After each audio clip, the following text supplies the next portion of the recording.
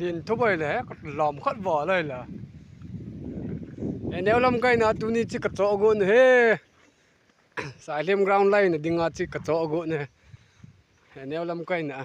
to hệ này pa to cái kêu điều hin thì đã sợ bầm nếu chỗ đến nếu đệ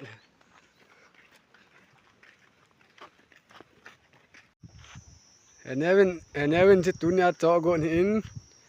อันนี้ปาตก็เกี่ยวแล้วเกี่ยวหมอจำเป็นสิมพัดเด็ดตินสิมพัดอยู่ตรงเลยเนี่ยเป็นโจดินสายเลยมอกราวน์ไล่ดู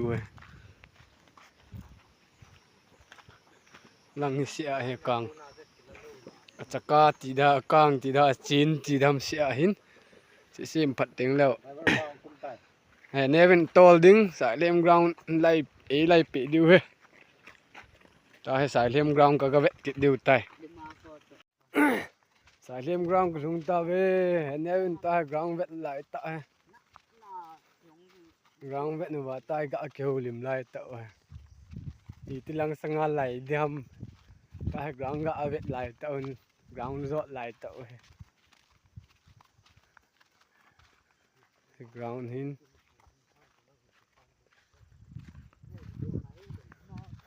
đầm vỡ lên